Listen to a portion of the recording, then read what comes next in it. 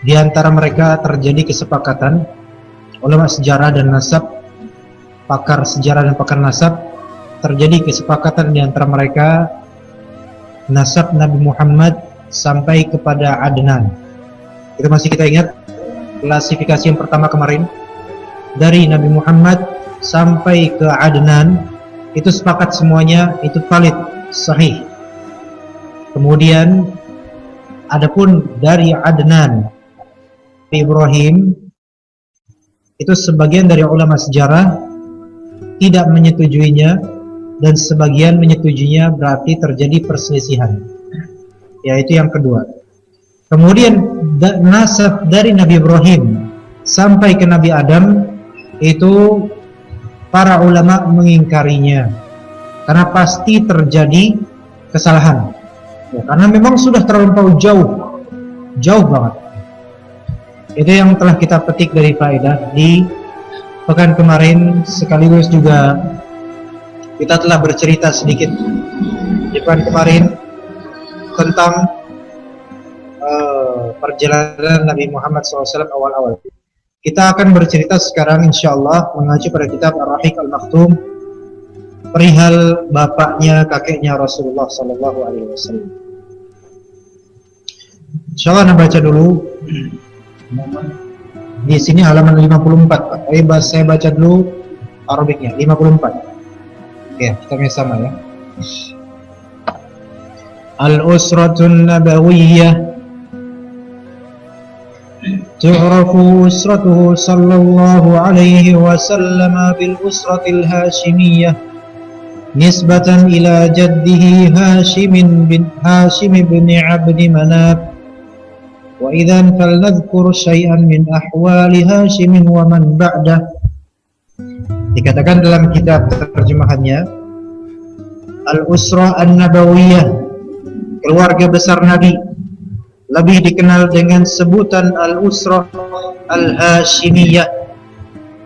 Jadi nama keluarga Nabi, ya, kakeknya, bapaknya dan paman-pamannya, itu semua termasuk Usra Hashimiyah.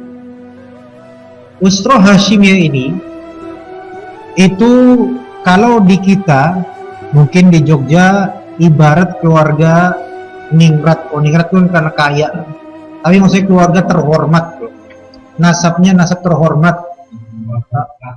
keraton gitu ya. Tapi sana nggak ada keraton waktu itu, Pak. Patung ada. Nah, keluarga terhormat sehingga setiap putra atau putri yang terlahir dari dalam keluarga itu pandang. Ya. Lebih-lebih kalau anaknya Pak Hashim, makanya disebut Usra Hashimiyah, karena nih Pak Hashim ini sesepuh, ya. Kan sesepuh itu banyak orang-orang tua di kampung, tapi kan nggak semua orang tua di kampung itu makomnya sama. Ada yang memang dianggap sesepuh, dikenal sekampung, ada kurang dikenal. Nah, Pak Hashim ini, kita bilang Pak Hashim untuk menyamakan ya, ibarat di Indonesia juga. Pak Hashim itu terkemuka banget. Ada sebabnya. Nanti akan kita tahu kenapa kok Pak Hashim ini dihormati nama semua kalangan Arab itu, Quraisy. Ada sebabnya. Sebabnya karena sebab baik, ya. Bukan karena perampok, bukan. Jadi ditakuti dan dihormati bukan tapi karena baik, walaupun jahiliyah. Ya, jadi Usra Nabawiyah lebih dikenal dengan sebutan Al-Usra Al-Hashimiyah, dinisbatkan kepada kakek beliau Hashim bin Abdi Manaf. Hashim ini bapaknya Abdul Muttalib, ya. Oleh karenanya kita sedikit akan menyinggung tentang kondisi Hashim ini dan orang-orang setelahnya. Jadi kita akan menyinggung pertama Hashim, kemudian anak beliau, anaknya yaitu Abdul Muttalib, dan kemudian turun ke bawahnya Abdullah, setelah itu Nabi Muhammad SAW. Itu silsilah, itu nasab dari Hashim ke Abdul Muttalib ke Abdullah, itu nasab yang emas sekali itu. ya, terpandang sekali. Abdullah itu anak emasnya Abdul Muttalib. Abdul Muttalib juga anak emasnya Hashim. Jadi nggak sembarangan orang. Dan lahir dari Abdullah, walaupun wafat sebelum Nabi SAW lahir, itu Muhammad SAW yang dinamakan Muhammad. Nanti akan ada ceritanya insyaallah ya. Baik, mari kita sekarang baca dulu. Saya bacakan dulu tentang Hashim, bahasa Arabnya dulu ya. Hashim. Wa qad aslafna anna Hashiman huwa alladhi tawalla as-siqayata war-rifadata min bani Abdi Manaf hina tusalihu banu Abdi Manaf wa banu Abdi Dar ala iqtisamil manasib fima bainahuma.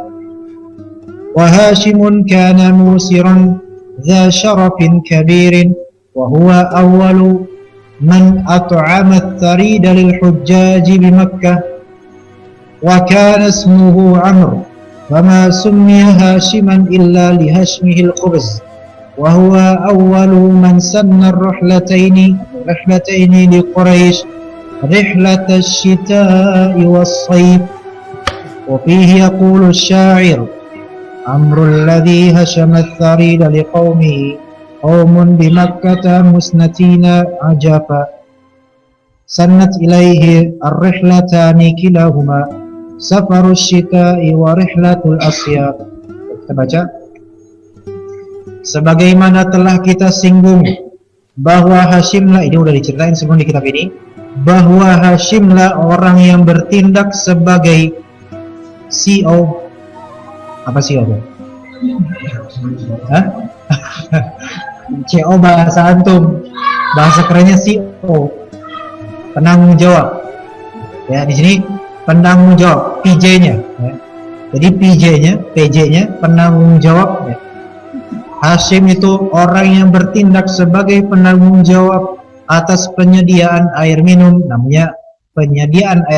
namanya istilahnya dulu siqayah.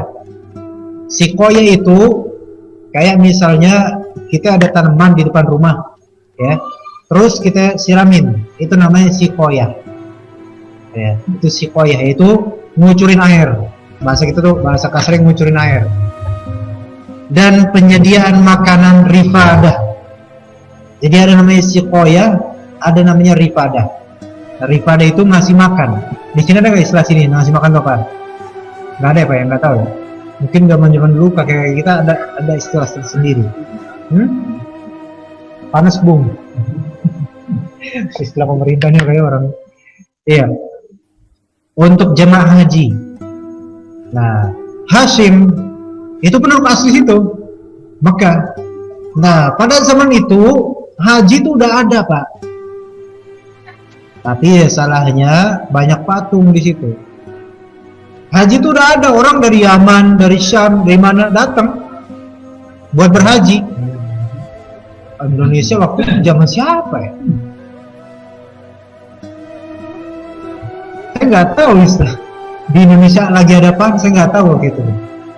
Masih pohon semua kali Indonesia. Nggak tahu. Nah, waktu itu para orang mau haji udah ada, karena kan itu keturunan Ismail, orang Arab tuh. Kan sudah kita bahas kemarin ya. Ismail, keturunannya Arab nanti. Itu sejak bawahnya itu udah ada haji itu.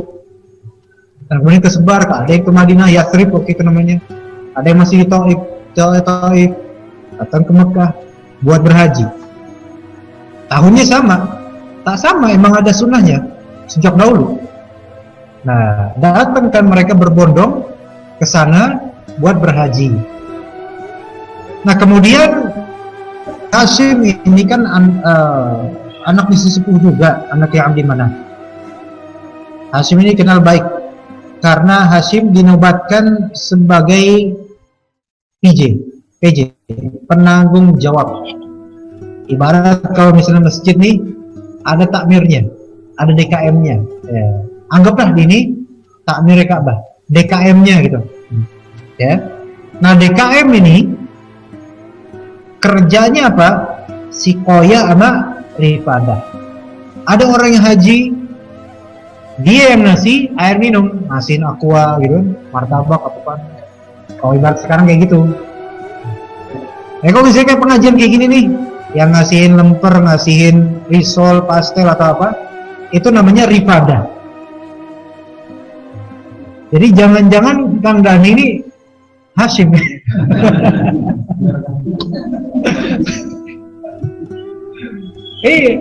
Ngasihin aqua, itu namanya sikoya. Ibarat kalau misalnya kita itu tanaman dikucurin sama air, nah gitu. Itu Hashim tuh kayak gitu, ya. Sehingga makin terpandanglah beliau.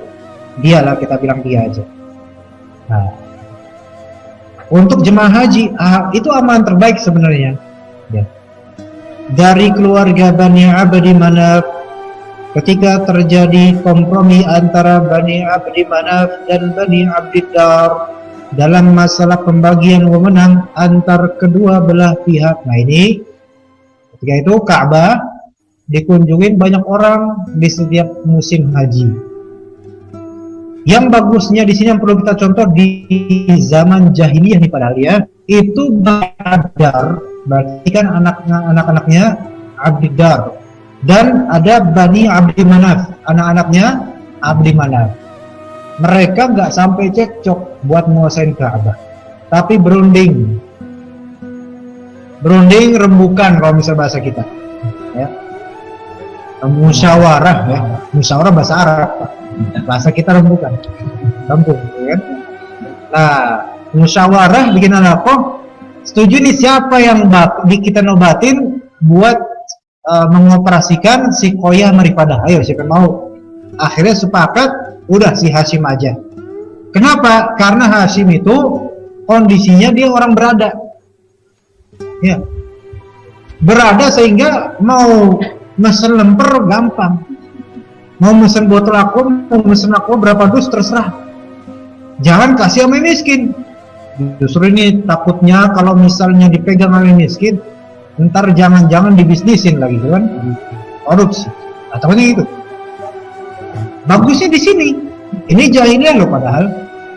Nah harusnya kalau misalnya kita di masa modern kayak gini, musyawarah harus lebih teladan. Jangan sampai kita kalah sama Bani Abdi Manaf nih, yang dulu nggak kenal sikat gigi, nggak kenal dulu. Kita pakainya siwak udah, tapi siwak lebih bagus. Ya sekarang udah kenal sikat gigi 2 kali sehari, tapi kadang-kadang lidah kita lebih buruk daripada lidah mereka. Ya. Nah, jadi Bani Abdi Manaf, anak-anaknya Bani Abdi Manaf dirembukan nama anak-anaknya Bani Abdi, anak-anaknya Abdiddar. Musyawarah, nih lihat nih, Ka'bah nih bentar lagi bakal dikunjungin banyak jemaah haji. Ya, mereka nggak mikir, gimana kok kita bisnis ini? Nggak mikir gitu. Padahal mereka ini nyembah apa? Patung. Nggak mikir gitu, nggak mau ngebisnis. Tapi cari gimana caranya supaya orang-orang yang berhaji itu mereka puas dengan pelayanan kita, dan kita nggak nyari duit dari situ. Masya Allah, mulia banget. Akhirnya tunjuk, Hasim, apa beh? Nah ente aja dah yang ngurus. Iya siap beh. Alhamdulillah. Jadi Hasim di sini ditunjuk setelah terjadinya kompromi. Ini penting, dalam musyawarah harus kompromi kan.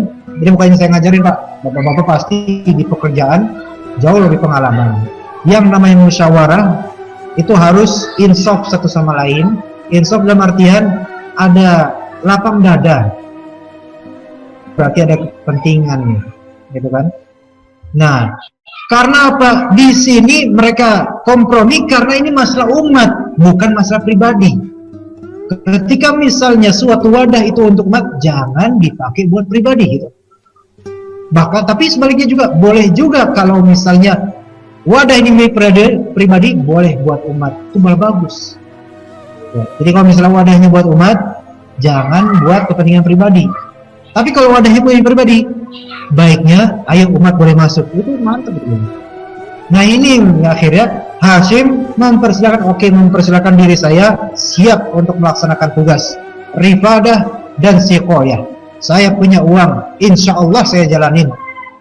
Nah, mulai dari detik itu, setelah menjalankan tugas itu, Hashim jadi seorang yang masyhur, terus dipandang, bagus lah pokoknya. dikenal ya di sini Hashim dikenal sebagai orang yang hidup berkecukupan dan bangsawan besar. Ya pantes mau. Kalau Hashimnya penghasilannya cuma 100.000 seminggu, aduh gimana mbak bebe, anak aja buat makan anak istri susah, mau ngasih nyiramin orang susah. Nah, tapi di sini memang orang ada, orang berada. Nah, dan kemudian dialah orang pertama yang menyediakan as-sarid. As-sarid itu apa? Semacam roti yang diremuk dan disiram kuah. Oh, di sini bukan kuah sayur lodeh, kuah sayur asam, bukan itu. Kayak gitu modelnya. Kayak sekarang sereal ya, dioles gitu loh ya. Ada roti diremuk kemudian disiram kuah. Jadi kayak gimana ya? Saya juga nggak bisa ngebayangin. Jadi roti diremuk-remukin, jadi kan kecil-kecil gitu. Kalau sekarang mungkin nggak ada yang mau ya. Tapi makanan zaman itu dan makanan mereka gitu loh. Itu makanan yang lezat. Kalau sekarang roti udah diremuk-remukin dikasih ke orang, itu udah main buah, gitu kan? Kalau sekarang marah orang. Tapi zaman dulu roti diremuk, disiramin kuah yang manis gitu ya. Nah, ternyata ini merupakan makanan paling mewah di kalangan mereka, masya Allah. Ibarat kalau misalnya kita ada jemaah kemari ngaji dikasih Pizza Hut, wah itu senengnya bukan main, ya dikasih masakan Padang, satu orang satu, senengnya bukan main. Tapi angkatan yang tua-tua ini mikir, saya makan apa enggak nih ya? Takutnya kolesterol gitu kan? Tapi yang lain, wah ini alhamdulillah nih dapat nih jatah nih. Nah, jadi makanan terbaik yang dikasih kepada siapa? Kepada para jamaah haji di Mekah. Sekarang pertanyaannya, Hashim pas ngasih itu kenal nggak sama jemaah-jemaahnya? Kayak waktu itu bapak ada ya. Kok langsung tahu? Nggak kenal.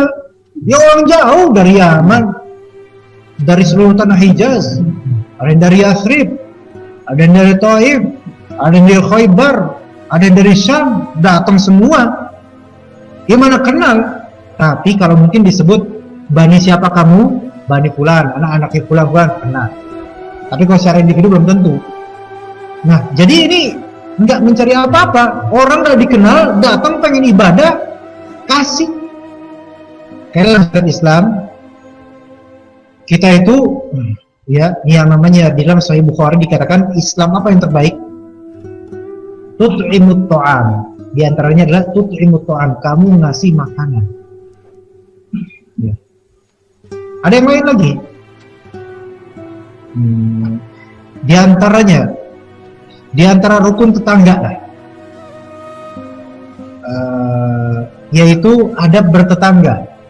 Kalau kita punya sayur atau punya makanan lah umumnya, terus aromanya itu menggeliat kemana-mana, sampai ke tetangga, harus kita ya kan? Itu perintah Nabi loh. Iya. Nah, gitu.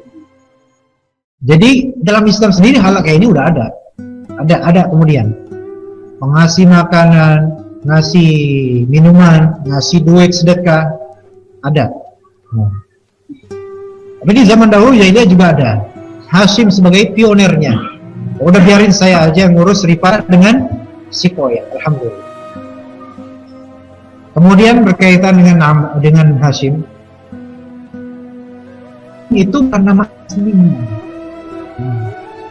Nama aslinya adalah Amr.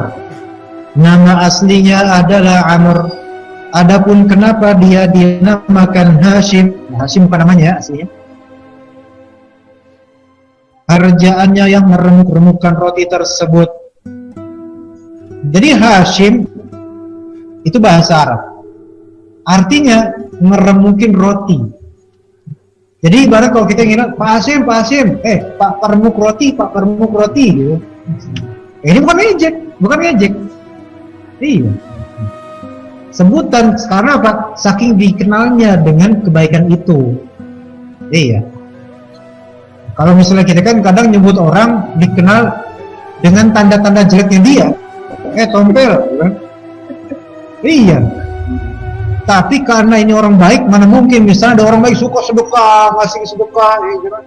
Itu sih Pak Tompel ngasih kita duit gitu. Kayaknya nggak bagus bang. Kalau dulu Pak Hashim ini asli namanya Amr, tapi dikenalnya sampai sekarang dikenal Hashim karena Hashim namanya si pemeremuk roti. Dia jugalah orang pertama yang membuat tradisi melakukan 2 perjalanan niaga bagi kaum Quraisy. Nah, jadi pioner juga nih. Selain pioner dalam memberikan air dan makan buat jemaah haji, dia juga pioner dari segi ekonomi, kesejahteraan ekonomi, yaitu tradisi rihlatas syita'i was-shaif. Ya, sering dengar ya Pak ya.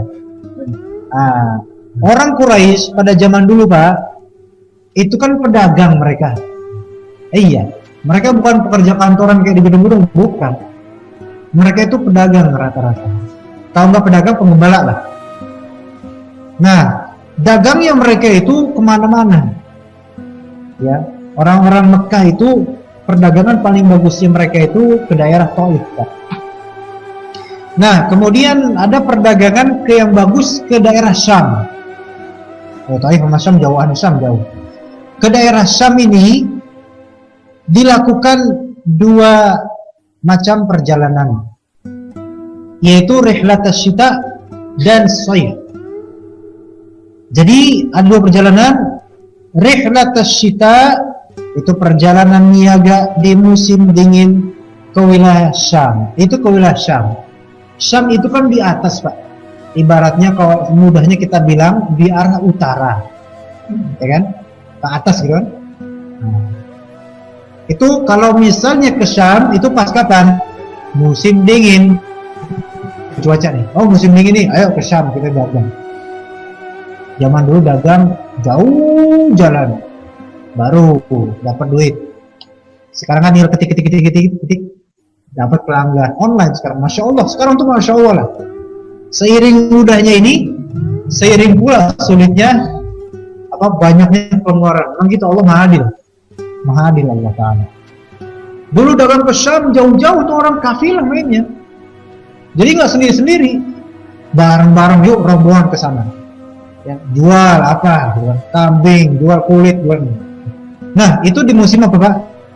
Di musim dingin kemana? Ke Syam. Itu namanya rihlatas syita. Kemudian ada as-shaif, rihlatas shaif, perdagangan atau perjalanan berniaga di musim panas. Kalau musim panas mereka ke arah Yaman. Yaman itu ibaratnya mudahnya ke arah selatan, berarti ke bawah. Itu ke bawah. Yaman itu kan di bawah nih, di bawahnya Saudi sekarang. Kalau Syam di atas. Nah, jadi musim dingin ke atas ke Syam, pas musim panas dagangi ke Yaman, gitu. Nah, kedua perjalanan tersebut disebutkan di dalam surat Quraisy. Ya kita tahu dilegendakan. Berkenaan dengan hal ini, seorang penyair bersenandung, Amrlah orang yang menghidangkan sarid kepada kaumnya Hashim. Apa itu sarid? Sarid itu adalah roti yang diremuk disiramin kuah. Anggap misalnya kita punya roti, terus dimasukin ke kolak, model gitu. Atau bubur kacang hijau masukin kolak, masukin ke kolak, masukin ke roti, dimasukin ke situ. Itu dikasihin orang-orang. Kaum di Mekah yang ditimpa kurang hujan dan panceklik, bayangkan Mekah itu kan isinya gersang Pak, nggak kayak di mari hujan banjir. Kalau di Mekah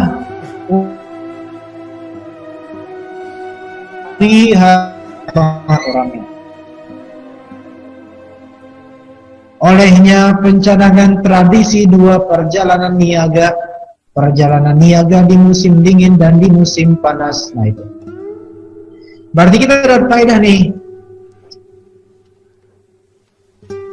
Ila fi Quraisy, ila fihim rihlatas syita'i was shaif, ini yang dimaksud.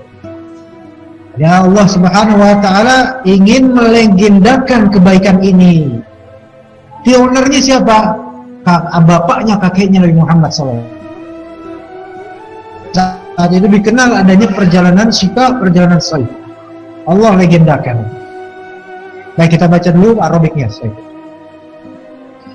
Wa min hadithihi annahu kharaja ila asy-Syam tajira falamma tazawwaja Salma binti Amr ahada bani Adi bin An-Najjar wa qama 'indaha kharaja ila asy-Syam wa hiya 'inda ahliha qad hamalat bi 'Abdil Muttalib فمات هاشم بغزة من أرض فلسطين وولدت امرأته سلمى عبد المطلب سنة 497 مسجد وسمته شيبة بشيبة كانت في رأسه وجعلت تربيه في بيت أبيها في يثرب ولم يشعر به أحد من أسرته بمكة وكان لهاشم أربعة بنين وهم أسد وأبصيفي ونضلة وعبد المطلب بنات وهن الشفاء وخالدة وضعيفة ورقية وجنة. Coba kita baca. Di antara kisah tentang dirinya, tentang siapa Pak? Tentang Hashim. Suatu hari Hashim berniaga ke kota Syam. Berarti kapan? Musim apa nih ke kota Syam Pak? Cita. Pas musim dingin. Namun ketika tiba di Madinah, dia menikah dengan Salma binti Amr. Pas di Madinah, dia nikah sama perempuan namanya Salma binti Amr. Berarti nanti nama mertuanya juga Amr. Iya. Hashim kan namanya Amr bukan? Nikah sama perempuan gadis namanya Salma, bapaknya gadis namanya Amr. Mertuanya namanya Amr juga. Ya. Salah seorang putri Bani Adi bin An-Najjar. Dia tinggal bersama istrinya untuk beberapa waktu, kemudian nggak berapa lama gitu kan, tinggal sama istrinya di Madinah. Madinah ketika itu namanya apa Pak? Yathrib, ya, bukan Madinah, namanya Yathrib waktu itu. Kemudian berangkat ke negeri Syam. Neng, abang berangkat dulu ya Neng ya, pamit. Iya Bang. Sementara istrinya ditinggalkan bersama keluarganya dan sedang mengandung Abdul Muttalib di dalam perutnya.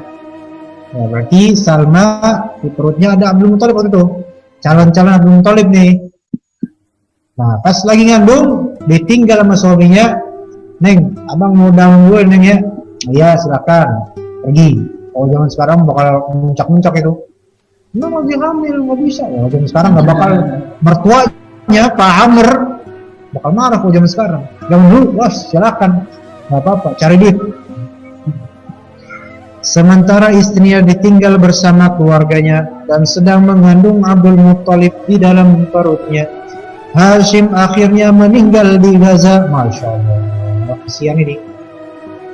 Zaman dulu nggak ada SMS. Bojonya suaminya, lakinya meninggal di Gaza. Di mana Pak? Gaza. Berarti Syam, udah sampai di Syam. Pas sampai di Syam wafat. Dia nggak ada kabar, kecuali pakai kabar mulut. Ada kabar gimana tuh istri lagi ngandung, soalnya pergi jauh, nggak pakai kendaraan mobil, motor, nggak, jalan kaki. Sekarang kalau misalnya sekarang ada nggak gadis lagi hamil ditinggal sama suaminya, Neng, abang pergi dulu mau dagang di Surabaya tapi pakai jalan kaki Neng, balik mau. Sekarang kan sampai Surabaya mati. Gimana tuh perasaannya? Nah ini Hashim meninggal di Gaza. salah satu kawasan di Palestina. Istrinya yaitu Salma melahirkan putranya yang kemudian nanti namanya Abdul Muttalib pada tahun 497 Masehi. Asalnya ini namanya bukan Abdul Muttalib, Pak. Nama asalnya bukan Abdul Muttalib. Nih, ibunya menamakannya Syaibah. Syaibah itu artinya uban. Jadi anaknya brojol, ngelihat apa? Anak gua ada ubannya nih, dinamain uban, Syaibah, ya, atau disebut Syaibatul Hamd, atau biasa dikatakan Syaibatul Hamdan, bukan Maulana ini, Syaibatul Hamd. Ya pas ngebrojol keluar, anak gua ada ubannya, ya udah dinamain uban, ya panggilnya lo ban, bukan gitu. Tapi pas banget Syaiban, panggil ban. Kalau kita Indonesia manggil orang pakai suku kata terakhirnya, ya enggak? Misalnya Hasan, San, gitu kan? Bukan dipanggil Has, ya, nah. Misalnya Bang Dani, gitu kan? Bukan Bang Ham, nggak ada. Tapi di Arab nggak kayak gitu, nggak dipanggil Syaiban, ban, nggak ada kayak gitu. Enggak juga Syekh, enggak, Syaibah, ya Syaibah gitu. Misalnya ada orang dinamain Abdullah, di mari dinamain Bedol, gitu kan. Kalau di Arab enggak gitu, ya Abdullah disebut, ya Abdullah gitu. Nah, maka ibunya menamakannya Syaibah yang berarti uban karena tumbuhnya uban di kepalanya. Berarti lahir udah tumbuh uban. Kayak pas di perut banyak pikiran nih, kan? Tapi mau menceritain gitu, ya kakeknya beliau. Tinggal bapaknya mikir. Salma mendidik anaknya di rumah ayahnya. Nah, ayahnya siapa namanya tadi? Amr. Ya, dia yang di Mekah. Nah, siapa nih di Mekah? Keluarganya Hashim. Kan Hashim kan dari Mekah. Salma ini orang Madinah.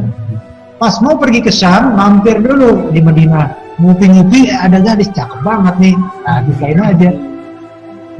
Belum lama, Neng, abang mau ke Syam dulu. Nah, Nengnya Madinah, mertua Madinah, keluarganya Madinah. Dianya orang Mekah, keluarga di Mekah. Nah, orang-orang yang di Mekah, kan ini Hashim kan kita tahu dia orang terhormat ya. Jadi harusnya ada kabar-kabar ini ketahuan di Mekah. Tapi waktu itu keluarganya di Mekah, yaitu keluarganya Hashim, tidak seorang pun dari mereka yang mengetahui perihal dirinya, yaitu belum pada tahu kalau misalnya Hashim udah beranak, udah punya anak. Aneh nggak tahu. Tahu apa nggak tahu. Nah, itu jauh. Undangannya nggak nyampe. Iya, nggak ada WhatsApp gampang. Iya, ngundang susah, paling lewat mulut, gitu kan? Untuk nyamperin undang pun mungkin bisa sehari baru nyampe. Saya nggak tahu kalau misalnya udah sampai belum nikah, kayaknya udah Pak mungkin. Masa dirahasiain banget kan, dulu kan ngapain nikah siri, orang nikah tuh bagus banget. Orang Arab tuh dulu biasanya sampai nikah 8 perempuan, ada yang punya 4, ada yang punya 7, ada yang punya 8, itu dulu kayak gitu. Namanya dulu poligami itu biasa banget di sana dulu. Padahal perempuan nggak sebanyak sekarang. Nah, nikah udah wafatnya mungkin nggak tahu, keluarganya nggak tahu apa enggak. Dan kemudian yang penting di sini, anaknya ngebrojol itu pada belum tahu nih, belum tahu. Andai tahu, ya pasti bakal diambil nih. Wah, ini anak putranya Hashim, putra kebanggaan kami, ini cucunya Abdi Manaf, ya.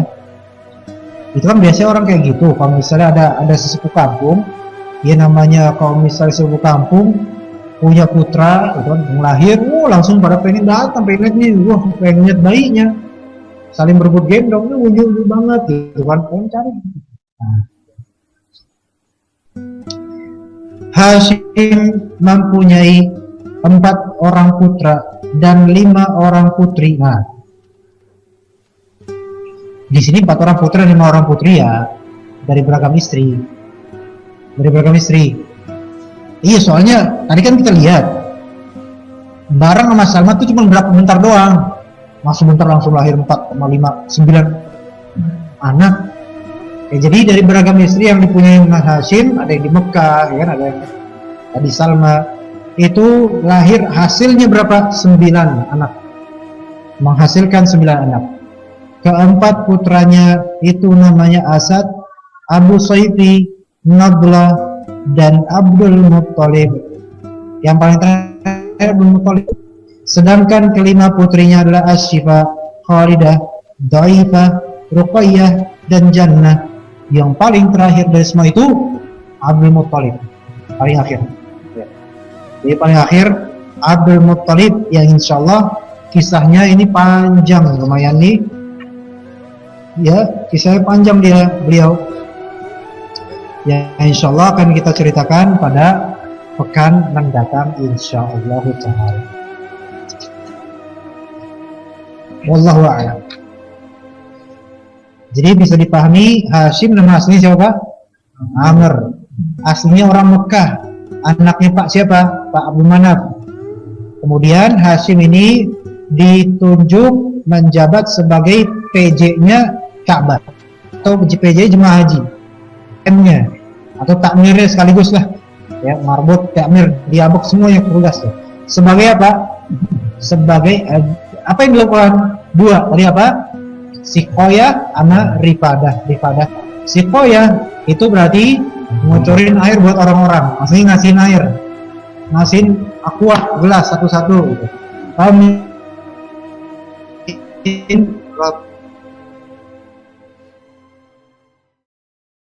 Zam-zam kan sejak zaman Nabi Ismail gitu. Oh udah ada. Ya ngucurin nggak pakai selang gitu, terus orang pada kayak gitu kan. Ngucurin pakai gelas,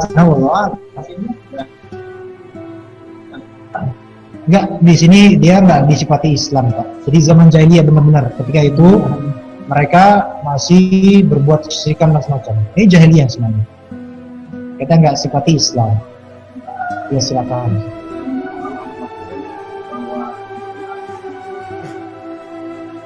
Gimana maksudnya orang-orang luar?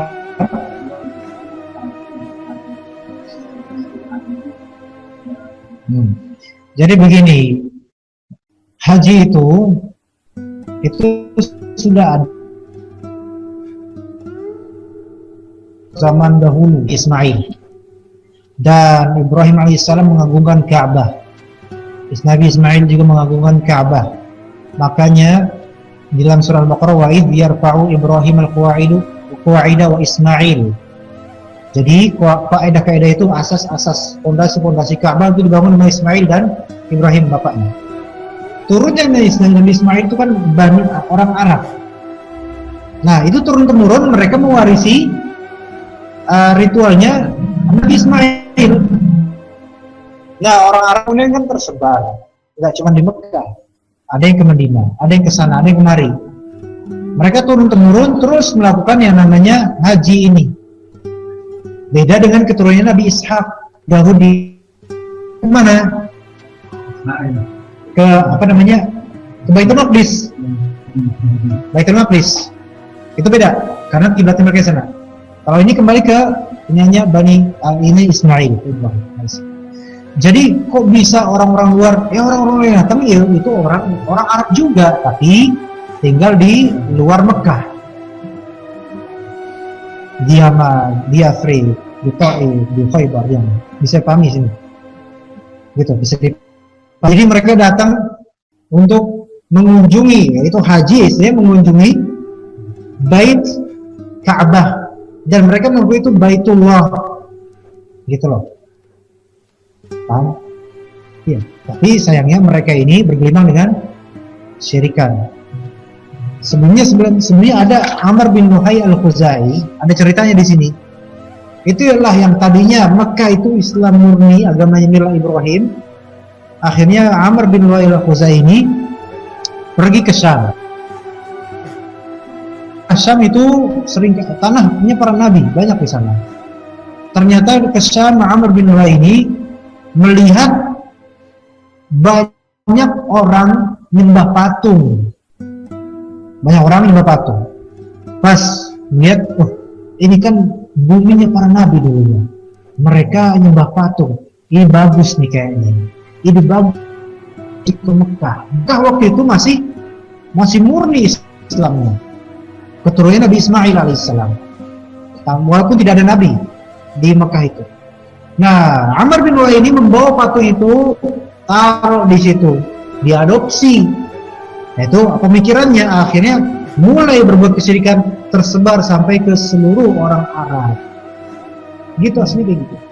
Jadi sebenarnya sebelum terjadi kesyirikan itu udah ada yang namanya Islam.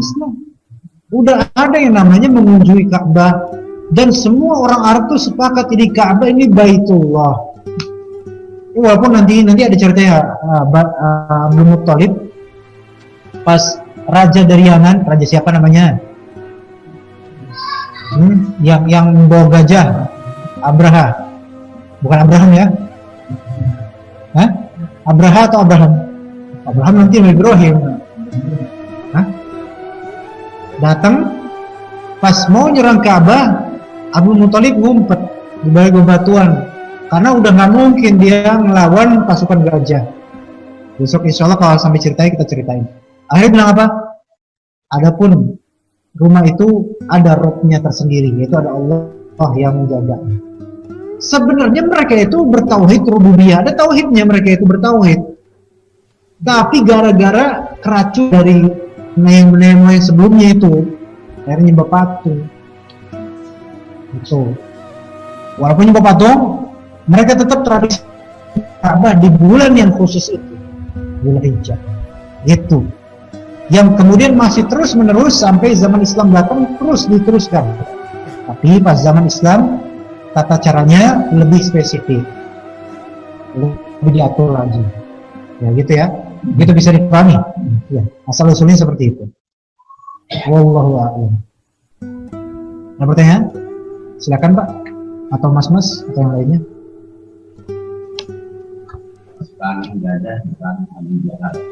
Bukan Pak. Abu Jahal itu orang Mekahnya, orang situ, penduduk lokal, warga pribumi Abu Jahal. Jadi yang mau menyerang ini orang Yaman, raja dari Yaman yang ngiri dan dendam juga karena ada yang meperin Ka'bah versinya dia sama meperin pakai kotoran. Nanti ada ceritanya Pak, insya Allah saya ceritain, kita ceritain, insya Allah kita baca juga nanti di pekan mendatang, insya Allah. Ya, ada soalan lagi? Sebelum kita ya, silakan Pak. Itu kan di Mekah ada namanya Maqam Ibrahim. Artinya kakinya Ibrahim. Iya. Nah, di sini kan tahun 197 Masehi sudah ada kakinya Ibrahim. Artinya Ibrahim sudah dekat itu. Kajian. Jadi begini Pak, Nabi Ibrahim itu penduduk Mekah. Ya. Tadinya dulu sejak zamannya lama. Jadi di daerah itu padang pasir itu dulu Raja Namrud berkuasa itu, hampir sepertiga bumi mungkin. Bapaknya Nabi Ibrahim namanya Azar, itu kaki tangannya Namrud. Nah, Azar ini punya anak Ibrahim ini, alaihissalam. Kemudian setelah Nabi Ibrahim diangkat sebagai nabi, kemudian nikah dengan pertama Siti Hajar, ya kan? Nah, kemudian diasingkan ke diasingkan ke daerah padang pasir di Mekah itu, di daerah Ka'bah itu, ke situ, sama Ismail anaknya masih bayi itu. Dan pokoknya lanjutlah bertahun-tahun, akhirnya Nabi Ismail gede. Kemudian mereka berdua bapak dan anak ini dengan tauhidnya, dengan ibadahnya membangun Ka'bah itu atau meneruskan bangunan Ka'bah karena memang udah ada aslinya. Meneruskan bangunan Ka'bah. Nah, ada bekasnya, yaitu bekas makom. Makom artinya tempat berdiri, tempat berpijak. Kalau istilah di kita itu hampir mirip sama petilasan. Petilasan tuh jejak. Ya, misalnya petilasan kiai siapa gitu. Bedanya petilasan kiai siapa di sini nggak ada dalil untuk diagungkan. Ya walaupun ada bekasnya, jempol, cap apanya, tanda tangannya, itu kan petilasan semua Pak. Tapi bedanya yang sekarang siapapun dari kita, Ustadz Kiai siapapun, yang petilasan kita nggak layak diagungkan, udah biasa aja. Nah, jadi makom Ibrahim itu petilasannya Nabi Ibrahim ketika membangun kakinya. Namun dikatakan oleh para ulama, bekas kaki yang sekarang itu adalah sebenarnya tidak bisa dibilang dengan bentuk seperti itu adalah kakinya Nabi Ibrahim. Karena bisa jadi itu orang yang menambah-nambah. Tapi memang di situ tempatnya, ada makom Ibrahim ada. Iya, karena ada itu makom Ibrahim musalla. Enggak, memang ada ya. Dan itu syariat. Ya itu syariat. Nah, kalau misalnya syariatnya nggak masalah. Ya gitu. Bukan berarti kita menyembah ininya, bukan berarti menyembah kakinya. Apa tempat ini bukan. Bukan karena secara zat petilasan itu ada apa gitu. Enggak, tapi memang Allah perintahkan kita nanti menghadap ke Ka'bah semuanya gitu. Jadi makom Ibrahim ini bukan maknanya makam. Makam kita itu kan kuburan. Jangan sampai bilang itu makom Ibrahim musholla, makamnya Ibrahim boleh jadi tempat sholat. Nggak boleh. Maksudnya kalau makam di hati kuburan nggak boleh. Ya. Jadi makom di sini tempat berdirinya. Makom bisa bermakna juga tempat tinggal. Makanya kita sebut kuburan sebagai makam. Karena tempatnya kita bermukim di situ. Pemukiman terakhir. Iya, perumahan kita kuburan. Iya, tanpa dibayar. Dibayar juga sekarang, kuburan bayar ya. Kuburan bayar. Ya. Yang bayar orang, dibayarin insyaallah. Lagi Pak? Nah, kalau misalnya tidak ada, kita cukupkan insyaallah sampai di sekarang sampai ya. Berarti kita nggak sholat hari sini di luar. Ya kita tutup dengan atau sebelumnya kita minta pada Allah Subhanahu Wa Taala, semoga Allah Subhanahu Wa Taala memberkati semua pengetahuan dan ilmu yang kita dapatkan dari dua kajian ini. Semoga Allah Subhanahu Wa Taala memperbaiki kondisi kita semua, keluarga kita, anak-anak kita, dan juga rumah tangga dan tetangga-tetangga kita insyaallah taala. Terima kasih banyak atas kehadiran Bapak-Bapak sekalian. Jika ada kalimat yang salah, maka itu memang kesalahan dari saya pribadi. Adapun segala kebenaran, ketepatan, kebaikan yang ada di majelis ini semuanya dari Allah Subhanahu Wa Taala. Terima kasih juga atas persediaan makanannya, snacknya, dan semuanya, fasilitasnya. Semoga Allah Subhanahu Wa Taala mengganjarnya dengan kebaikan dunia dan akhirat insyaallah taala. Kita tutup bersama dengan doa kafaratul majlis. Subhanakallahumma wa bihamdika asyhadu an la ilaha illa anta astaghfiruka wa atubu ilaik. Wassalamualaikum warahmatullahi wabarakatuh.